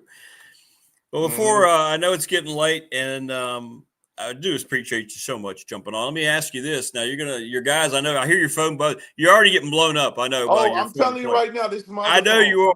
I'm on my phone with you, but this is my. I am telling you right now, phone is blowing up. Like I feel like Sal Palantonio on NFL Fox or so. I don't know. Like I'm. Yeah. I mean, it's gonna be one thing about being a Virginia Tech fan. It's not being like a Dallas Cowboy fan, but it's similar in the fact that it is never boring. It is never boring. Correct. Yeah. Well, Dwight, I don't know how to thank you enough, man. I hope it kind of helped you. I think you kind of talked yourself a little bit back into it a little bit there, just let you kind of vent. So I appreciate that. Usually Dwight and I do this every time something like this happens on the phone. So we kind of shared our phone call with people tonight. Yeah, I'm gonna say this too before I jump off. Yeah. Because you got another guest coming on, right? No, we're just chilling. I mean, you're welcome to stay. I don't feel like I'm taking up your night. No, we're good to go. Okay, well, I'd love to have you on. Okay. I'm gonna say this real quick before I eventually jump off. I just feel like, in life, like if there's certain professions and certain jobs where you really need to be qualified, and you need to be in a situation where, like, okay, like right now, like most people have on the Notre Dame game or they got Netflix on because of the big boxing match tonight. I could not, even in my great day when I was in the best shape of my life, I would never be a boxer. I can't call boxing. I can't train people. But when you get hired as a job and you become an AD or you become a head coach, if you don't know what you're doing, you better get somebody around you that quickly does. And I feel like right now, this is a very sensitive time because UVA, JMU, your in-state competitors have momentum right now. Both very good programs. ODU definitely right now has got some great. If you're ODU, you can really sell the fact that, yeah, okay, you got an offer from Tech, but we just went into Tech's house and boat raced them. And we have now 3 wins against Virginia Tech, where UVA has got 1 win in 26 years, right? We have 2 at home and 1. So, like, you have in-state schools, your brand is taking a hit. Like, Virginia Tech carries no weight right now in recruiting. None. We have no leverage. We have no competitive advantage. So what I'm saying to you right now is this hire has to happen, not so much fast, but there needs to be phone calls and feelers right now put out immediately, expeditiously, because at the end of the day, you are up against the clock. Like, take it back to the 80s with the stopwatch. Like how fast Primatine Mist used to work, right? Remember that commercial? Yeah, we need that stopwatch, right? Because right now, you are up against it. UVA beat the dog mess out of Women Mary, broke a record, longest run from scrimmage. I'm not about to crown them the kings of Virginia because we've seen that before where they do well, but I am never going to hate on a program that seems competent, has momentum, and Elliott has quietly gone about his business. And he's on the hot seat too, but that hot seat has gotten very cool. And right now, imagine when it's announced and everything happens and he's sitting in Charlottesville and he's just sitting at his table in his office smiling. Because remember when Virginia Tech beat him and Pride Yes. trolled him with the Yes. with the Yes. Commonwealth Cup? He trolled him. He Well, did. right now he gets the last laugh, and they don't laugh at each other because the coaching fraternity is a brotherhood. But the truth of the matter, this is a competitive business. So right now we need someone that understands their job and their role as a coach, as an offensive coordinator, as a recruiting coordinator. But I got brothers on that staff, man. I Aditi, know. I know Pearson it's tough for Prego, you. I know. I Cam know. Phillips, J.C. Price, man. Like, that's what I think about. But they know how this goes. And I don't know what tomorrow holds, but I just want this to get fixed. And I wanted to stop as far as this nonsensical hiring and nepotism and favoritism and this golf course drinking buddy. I'm gonna make you in charge to create a position for. This is, I want to curse, but I'm sorry. It's just BS. It's No, I just get it. It's yeah, fine. yeah, I know. I yeah, know. I know. yeah, yeah. Well, tomorrow could be very interesting. David Teal and Andy Bitter are both kind of dropping some hints that maybe they know a little something with the way they're putting forth their articles and some of the things they're saying. And I would say we might get some news tomorrow. The gentlemen who have reached out to me tonight are usually right on it, and they are people that have some influence in the program. So we'll see. We're not calling for that. I want people to understand we're not calling for that. We don't want to come on here and speculate people's job. Dwight said it when he first came on. We want Britt Pry to be 11-0, 11-1. He's a great dude. His family seems awesome. We don't want to Appreciate talk that. about this. We don't want any Hey, of this to be going look. on. Nobody. To you and your listeners and everybody chiming in. I was a quiet protester because I wanted to buy tickets. Or get tickets. I wanted to come to Tech and sit through a game where we got 6 wins and we're kind of in the middle of the ACC and maybe a big matchup with Miami and sneak into the ACC champion, or at least have a chance in November playing meaningful football. You think me of all people, I've done color commentating for Virginia Tech in 2013. I had 2 column jobs with 2 different recruiting sites, 247 and Rivals, someone that many people call the Virginia Tech football ambassador. You think I feel good about what's going on? All the interviews I've done, had a podcast for 3 years with Mike Vick, Danny Noakes. You think this is fun for me? You think this is cool? But guess what? It is reality. It's a business. And as a business owner of 2 businesses, one for profit, one nonprofit, I got people I feed, and I got people that I fired. I fired people before because they weren't doing what, Rick? Their job. Their jobs, right? For a lot of money in this case, each Yes, a lot of money, and in this sickening money. economy, and I don't do the politics. I don't do Sure, that. sure. But in this economy, whether you are pro this president or I don't care about that. In this economy, when eggs can sometimes be $18, right? A cart, like, Yeah, it's too expensive with people's time and money to be playing games where like both teams played hard. We just gotta godly get back to the drawing board. Miss right. me with that.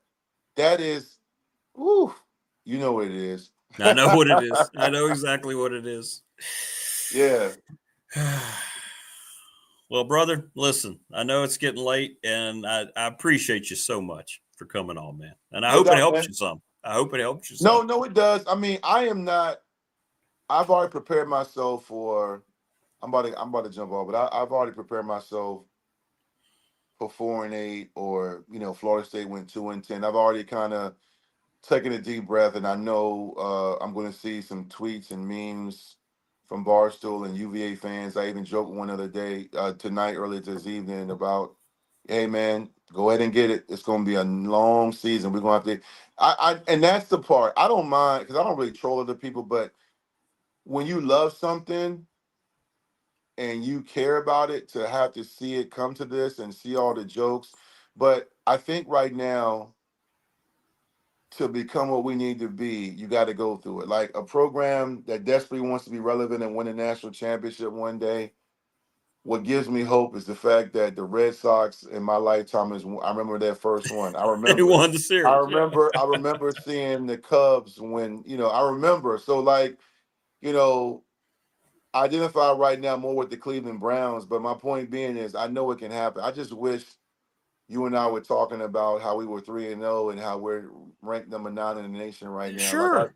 I look at Miami right now, man, and I mean, that program is rolling. I mean, they've done it before, but I mean, I look how like the energy around it. Georgia Tech, man. Even Clemson, even though I know Dabo is on the hot seat, Clemson is really still, even if they get rid of Dabo after another year or whatever, they've done enough in the last 15 years where they can kind of have a few down years. Well, that's Florida right. State, went 2-10, and now they're right now. If the playoffs started, they're in it. So we'll see what happens. Right now, what happens after all these changes occur, this will be the most important hire in Virginia Tech sports athletic history. Yeah. In history. So whoever gets hired, they're not replacing a legend, but they are going to have, it's going to be hard. Like when I talk about my friends down in Charlottesville, and they had Mike London, they had Grove, they had Tony Elliott. They replaced the legend in George Welsh, and respectfully, they're still trying to recover. But the expectations were different. But you look at, Duke basketball, Coach K left. Well, they got John Shire. John Shire, he's doing it. Like, it's like some programs have learned how to move on from a legend. And some programs, Nebraska and other programs, have been, it's almost like right now, if you turn to a channel, like one of them channels you got on like your app or your streaming service, and you're like, what channel is this? And it's nothing but reruns. You're like, damn, they still show that? Who's still watching this? Right. I don't want Virginia Tech to become a rerun where we keep showing the same clips of Beamer ball, right? So anyway, let's not be reruns, man. This is the most important hire in Tech history, man. So it is. Get it done, man. I'll tell you one thing. Your show this week going to be entertaining. It's going to be. We may have a lot to talk about soon as Monday, too. That may be the case. So last point, I'm out. I'm hitting this hang up button. But to the fans listening and watching, I apologize. I know it's not my fault. I'm sorry, man, because, man, it's kind of like that favorite restaurant or that store you shopped at before Amazon and everything became known. Right. Like that barber you've been going to, and this is your last haircut. And I just wish it was different, man. I love our fans, man. When I come back, people I met through you, Rick, that come up to me and say, "Hey, I listened to you. I love your segment. That means a lot to me. I don't take myself that seriously. I'm out here trying to save the world." And all I do every week, Rick, is I work my ass off and I turn the Tech game on. And I just want to see my favorite team play well and win. I don't give a damn about all that other stuff. They can wear polka dot with French stripes. I just want them to win. Anyway. And that's not happening. So, yeah. No, I appreciate it. But you know what? Damn it, it's been a lot of selfish people around Virginia Tech, right? And I don't mean just athletic. There's been a lot of selfish people around that program, man. A lot of selfish people, and you know who you are. You've been very selfish. 100%. Stealing money. I don't mean like illegally. You knew what you were doing. You didn't care. You didn't care. You didn't care. That's you didn't care. It pisses me off. And it's showing now. Yeah. I see you, man. Thanks, brother. Listen, I appreciate it so much, man. Yeah. Awesome. No doubt. Yeah. All right. We'll talk to you later in the week. Next week. Sure. All right. All right, okay. man. There you go. Right. Dwight Vick, great stuff from him. Appreciate him taking the time to jump on. I'm trying to get Jen to jump on with me. I'm just going to tell you a full disclosure here. Hang on with us. Continue to hit us up in the chat room. It's great. Our McClellan Chiropractic chat room. I'm getting dozens and dozens of texts here on our professional door text line. Thanks to Dwight Vick so much. That was awesome. I hope that helped him a little bit as well. Great takes.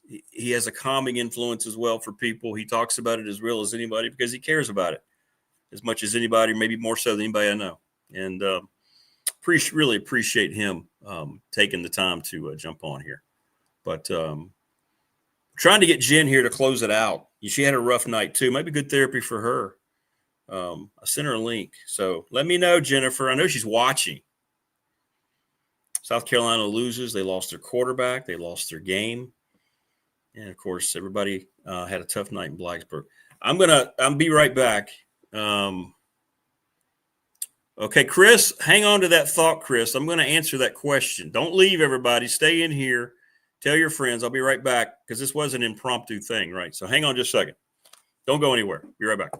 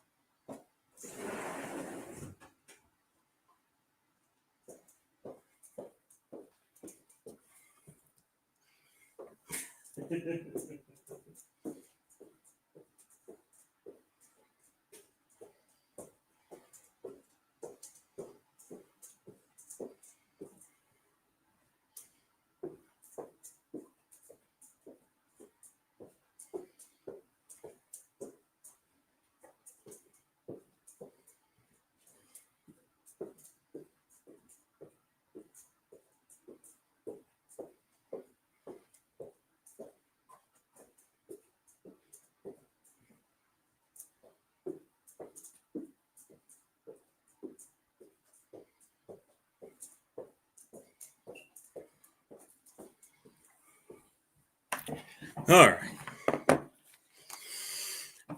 Here you go. I'm back now. Thank you. Hey, I'm just going to come right out and be completely honest. When nature calls, you got to heed that call. I'm back. Welcome back. Have not heard back from Jen, so we're waiting to see if we can get her on with us. Chris's question: Rick, what do you expect to happen over the next 48 hours? I believe Tech is going to name an interim head football coach. That's what's going to happen, in my opinion. Getting a lot of great names here. Athletic director, I haven't gotten anything about that. I find it difficult to believe that that's going to go unaddressed. Put it this way, everything Dwight was just talking about with the new coach is true. It won't be Whit Babcock making that hire. So what's your time frame? Well, you bump up somebody on the staff now. I believe that will be Montgomery. This is just me spitballing here. Like Dwight, I think J.C. Price would be a good choice. And Montgomery may not want it, but he has been a head coach before. So to me, that makes the most sense. And that's what everybody to understand. We're not on here killing Brent Pry. We're not on here, we don't want to make this thing. This isn't trying to step on somebody who's probably already out the door. We're not doing that. Nobody wants this, but it's important. It's important. It is the thing that put this entire area on the map. This isn't – you can't take this kind of thing lightly. And I know how many of you care. I know how many of you have helped the program. You may not get recognized as such from Tech because they look at certain amounts of money coming in and things like that. But you support, you buy tickets, you pay for parking, you tailgate, you buy merch. William, I would love to see it be JC. I'm close with JC. Like Dwight, I think he'd do a great job. It seems like Montgomery will probably be, I guess he would get the right of first refusal. Look, nothing's happened yet. I don't want somebody who's jumping in this late thinking we already know something because we don't. I did get some texts. I'm not going to mention their names because anonymity is something they request. People that have been right before that do have some influence because of their money that they donate. And I was told that something was going to happen in the next 48 hours. I know it sounds like common sense, but I'm going to take that to heart. I'm going to take that to heart. When you look at the numbers of this game, I was kind of perusing. The defense was so bad. 12 more penalties. Jason says, I just fired you. Okay, Jason. 12 more penalties. Drone's numbers looked okay because he was throwing every down. He did have an interception. 26 of 39. Tech ended up running for 167 yards, 4.9. But again, the defense was a sieve. They allowed 250 more yards rushing, 6.5 per carry to Old Dominion. They were allowing 225 yards. I was texting with Wayne from Ohio. ODU through the first two games was allowing 225 yards on the ground. What is Virginia Tech's first series? All passes. And I think they went 3 and out. Neil, who has finished with his late set, I understand he did indeed finish up with Piano Man. Says, go with JC to manage, run the program, let coordinators coordinate, and get through the end of the season. Yeah, I'd be fine with that. I think the players would play. I think what Dwight said is very noticeable, but from a player, he knows when they've given up and when a coach has lost the team. So if he's looking and seeing that, we all could kind of see it. Then JC's the kind of guy who can get guys focused again. He makes a lot of sense too, because he loves that place more than anything, right? I mean, he's family. I'm just talking about any object, the job at Virginia Tech, the football program at Virginia Tech. So he would have that natural passion, and he probably wouldn't be he wouldn't be shy at all if somebody didn't want to be there for the right reasons, and they're not going to play. 0-3 with Wofford coming in. I can only imagine what the crowd's going to look like next Saturday. Woo! No, I doubt they would stick with JC long term because you're going to have a new AD. I'm not saying it's going to happen this weekend, but you're not going to have that AD Babcock hire a new football coach. You don't get 3 chances to hire a football coach if it didn't work out. If the other 2 worked out, sure.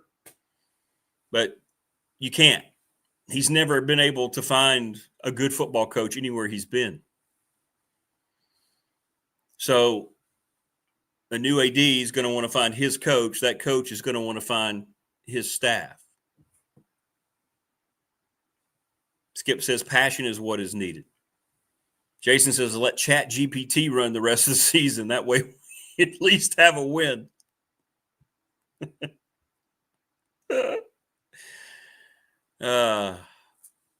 Appreciate Neil and the Dwight. Jen never responded. I tried to get Jen on here late night. I mean, I know she's up to like 2 a.m. most nights. And I know she's watching because she asked for the link. And I'm sure she looked great. She was in like the presidential suite, whatever they call it down there, watching the game. Some alumni dude hitting on her, invited her up there with the tickets. I know how it goes, Jen. I think me and Neil met that guy. It's her neighbor. Remember, Neil, we met her neighbor? I think it's that guy. Pretty sure it's that guy.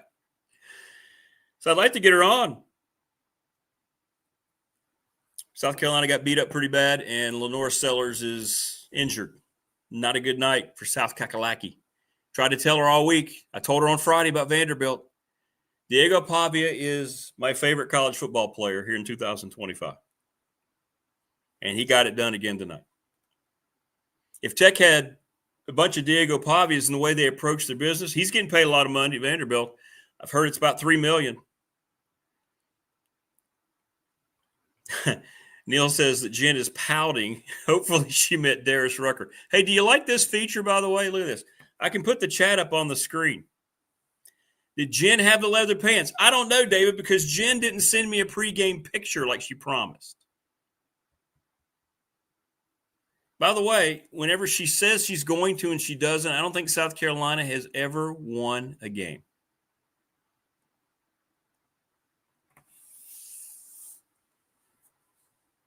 I would like to imagine that she did. She said she had the garnet leather pants she was going to wear up in the presidential suite. But yeah, she's pouting, Neil. Now, she said Darius Rucker did not show up tonight. He usually does, but apparently tonight, when she's there, she was hoping he would be there. He was not there. Of course, he's likely the most famous non-sports South Carolina alum, right? He's not singing Hold My Hand Tonight. Instead of the Dolphins make me cry, his Gamecocks making him cry somewhere tonight. Thank you, Marva. Marva's been watching. Hey, Marva, we'll see you Tuesday. She's been watching the whole time. Marva, you could have jumped on too. Your Heels got a big win. Oh, that's right. You beat Richmond. Thank you, Marva. Good night. Give my best to your husband. Cowboys, good luck tomorrow. Big win, she says in chat. See you Tuesday, Marva.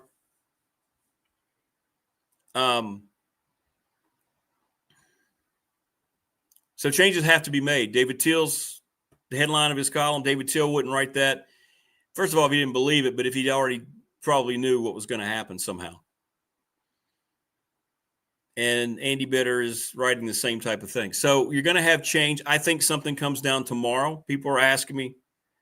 Professional Door text line. Travis, you're getting a lot of views here tonight. As is the McClellan chat room. What do you like? Do you like it down there in the corner, by the way?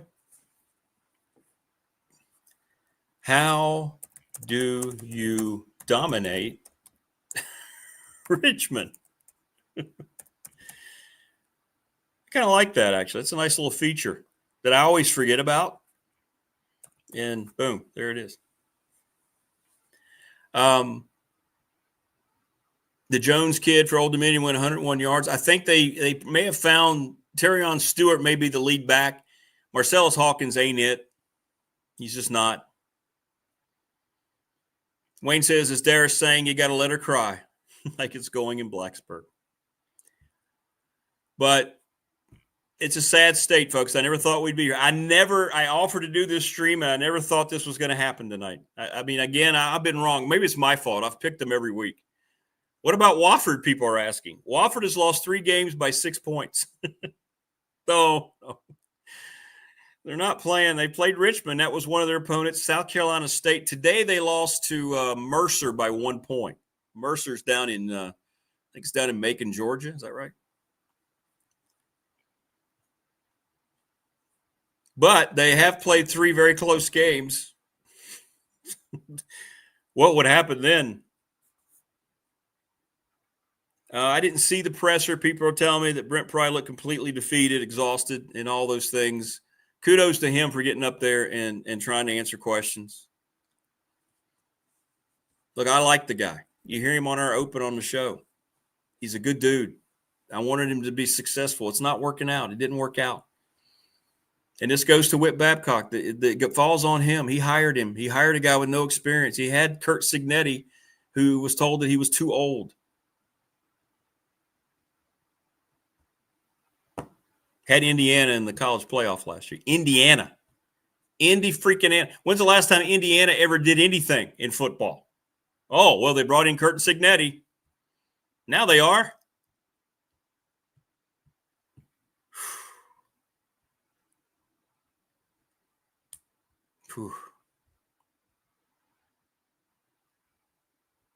Wayne, the answer to your question is inappropriate behavior. I won't elaborate on that, but you can see it in chat, Wayne's question. He left the administration, no choice. Tony, good to see you. Tony's traveling. TP, at this point, I say bring in Mike Vick and his staff from Norfolk State. No, he's not ready for anything like that. He's not ready for anything like that. He's coaching. He's trying to figure out his program. And he would probably say, no, I can't come do that right now. Maybe one day he could be Tech's version of Dion. I don't know. But not right now. Not right now. No, he was not. No, he was not. But at least he had, been around coaching. I guess you could say he was a co-coordinator. David says last time Indiana was winning, they were wearing leather helmets. And then, of course, they bring in Kurt Signetti, who was told he was too old. Matt Campbell, by the way, the head coach at Iowa State, went 4-0 today. They didn't look great. They won at Arkansas State. They're number 14 in the country. He wanted to interview for the job. He was told no. Didn't get a call back. His agent didn't get a call back. These are all decisions made by the same person who hired Brent Pry. Same person who went to the board asking for $250 million. Same person who wants to start another campaign for NIL from the donors who are already tapped out. Wrote a column this week, Mike Williams in the Patriot, and I referenced Marty Schottenheimer, the Browns head coach, in the 1998 championship game. It was late. It was the fourth quarter. It's right before Brian Brennan caught the pass and scored the touchdown that gave them the lead, 20-13, and against my beloved Broncos. And it shows Schottenheimer over there talking to his team. There's a gleam, men. There's a gleam. And he pauses. Let's go get the gleam, all right? Well, they thought they had it when Dennis Smith slipped down and Brian Brennan, number 86, caught it and ran in the end zone. And then John Elway, the guy on the other sideline, got in the huddle and said, you know what, we're 98 yards away from going to overtime. Let's go do this. And they did it. They didn't get the gleam, is my point. Denver won in overtime. But the gleam, will it come back to Blacksburg? These are 2 night games. And this never happens. This has never happened. Yeah, he did. He also hired Kenny Brooks. That ended very badly. Mac Brown, you would have a field day. You can't wake him. Wayne, he sleeps too deeply. You can't wake him up to say, would you be interested, Mac? Marsha.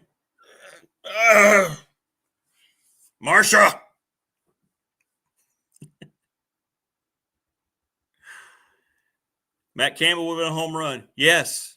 And this isn't retrospectively. I didn't understand it on the show. When it happened, when we were told, no, he didn't even talk to his agent. David Clawson. Is that his name? Is it David Clawson? Coach Clawson at Wake Forest wanted to come to Blacksburg. He's no longer coaching, but maybe he would be if he'd have come up here. He may have interviewed. Seems like Clawson interviewed. I think Clawson did interview. He didn't get the job, though, clearly. And let's just say this for what it is, too. The offensive line is terrible. Kyron Drones is not a very good college football quarterback, people. Let's just say it the way it is. He has regressed every year. He had his one shining moment. He played well that very first year when he came in after the just god-awful idea of having dual quarterbacks. Maybe that should have given us some kind of insight into the decisions by the staff. It never works. JMU's going to have to fix that. But in my opinion, the first thing that they should do is, you're asking me, it's almost, it's after midnight. And I don't know if he's interested. And I don't know if it's something that he would want to do, because I think he had interest in coming to Tech in another capacity earlier. But you should go and ask Matt Roan at James Madison, if I'm President Sands or whoever's on the hiring committee, would you be interested in this job? If you hired, and people are going to say, well, he's not ready. Shut up. He would absolutely knock it out. If they would go hire Matt Roan, Virginia Tech would be back in prominence within 3 years. He's embracing the new era. You want to talk about money? Look up the money he's raised, spearheaded down at James Madison. You go look at James Madison's facilities. What did David Till say about it? Virginia Tech probably be like, ooh, wow, we could use that. But you've got the fish rots from the head. You got to go out and buy a fresh fish, and you got to get one that's feisty. You got to get one that understands the waters he's swimming in. Hey, that's not a bad metaphor for 12:15 in the morning on Sunday. Get a fish who understands the current stream, where it's flowing in college athletics, with the NIL, with the revenue share, with the athletes being employees. You're already at James Madison, who looks a lot better than Virginia Tech on the field. His home is Pulaski County. It's where he grew up. It's what he loves. It's a place that he loves. That should be the first call. Will they do that? Probably not. Coaching-wise, I can't speculate about coaches because we don't know who the AD is going to be. Right? I don't know anybody who would want Billy Napier in Blacksburg. I get that a lot, Wayne. People are saying, hey, Billy Napier, his name was mentioned. Yeah, it was. He has not gotten it done in Florida. He's had some off-the-field things. Jack says, go ahead and hire the JMU head coach. Well, he's got that two-quarterback system. Bring the AD with him. That would be my first. If I were the president of Virginia Tech, that'd be my first call. What the hell do I know?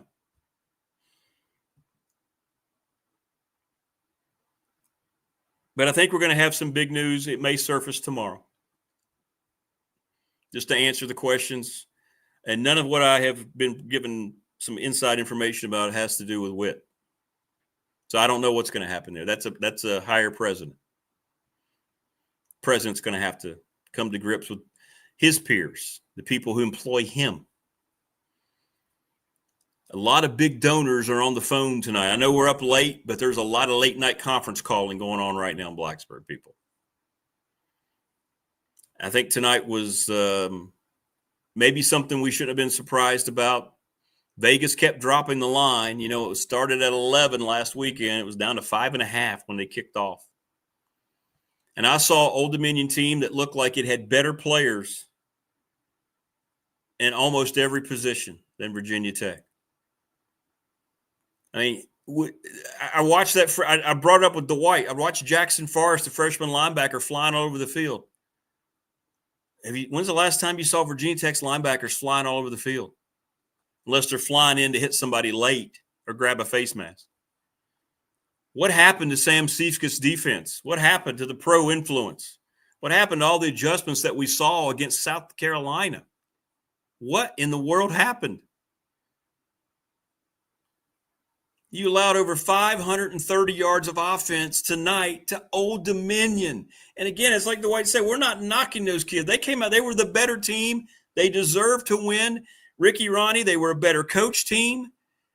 They spread the field. They had all these formations, these things they knew they would have success at. They were better. They were not afraid. They came up here, like I said, to be the show. They knew they were going to win. You could see the way they played. Which number one would you like at quarterback after tonight? Colton Joseph or Kyron Drones next weekend against Wofford? I know the answer to the question. It was rhetorical. Hall and a DB, I think, Tony said. Yeah. Yeah, Vandy's really good. Correct. The most returning talent coming back, 86%. They play like it. And their quarterback is my favorite guy in college football. I need a new team. By the way, I'm going to make an announcement. I told Wayne this earlier. It's happened this week.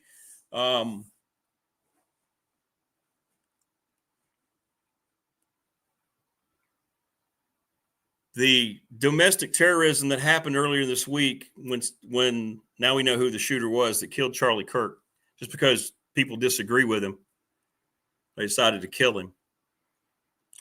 And I don't care whether you like Charlie Kirk or not. I didn't know a whole lot about Charlie Kirk. I never listened to his show. UCLA had several members of their faculty going to social media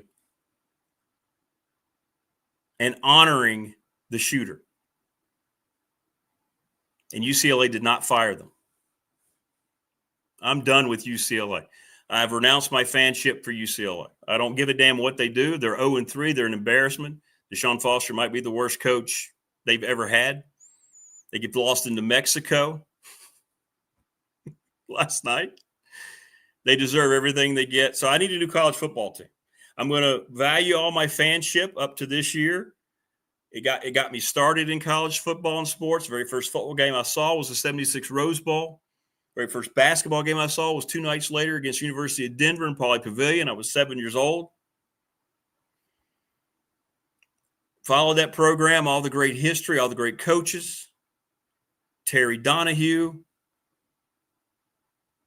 But I'm done with them. I'm not going to support. I can no longer.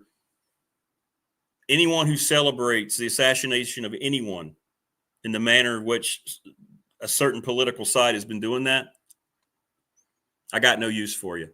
And I'm not going to give a damn what you do anymore. I'm done. I'm done. And this isn't even about being a Republican or a Democrat. It's about being a decent human being. And people that are celebrating this and going on social media, you couldn't beat him, so you shot him, right? And all he wanted to do was debate people. That's all he did. He just went around and talked to college. It's all he was doing was just talking to people. And the people are going around. Look how many people lost their job. I've seen like 6,000 people across the country have lost their job. But not at UCLA. It's okay to promote murder and to give an attaboy to a domestic terrorist. UCLA. Well, everybody at UCLA can go straight to hell. I'm done with you. My official denouncement here on the late night show. So I need a new team. Maybe it'll be Vanderbilt. Maybe it'll be Vanderbilt.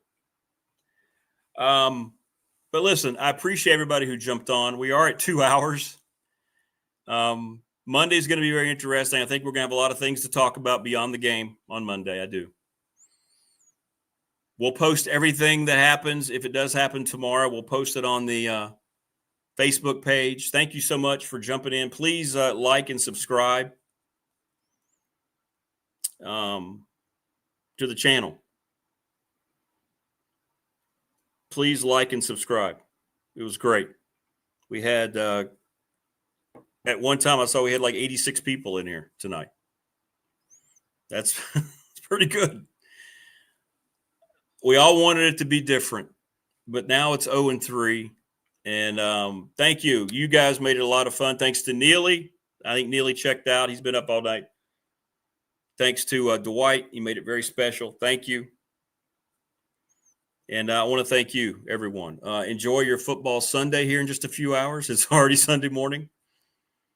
Jim, it's great to see you in here. Thanks to you.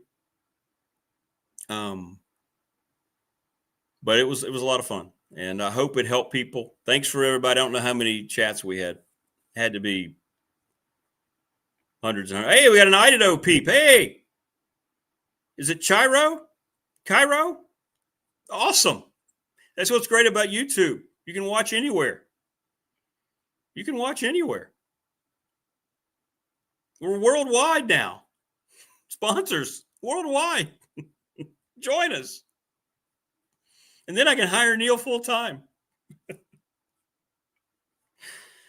But in any event, oh, he's from Hillsville. Okay. Well, good, man. Oh, I bet you love Idaho. It's gorgeous out there. Thanks, everybody. Enjoy the rest of your evening. Get some rest. We'll see what we wake up to tomorrow throughout the day. And again, happy birthday to Dwight.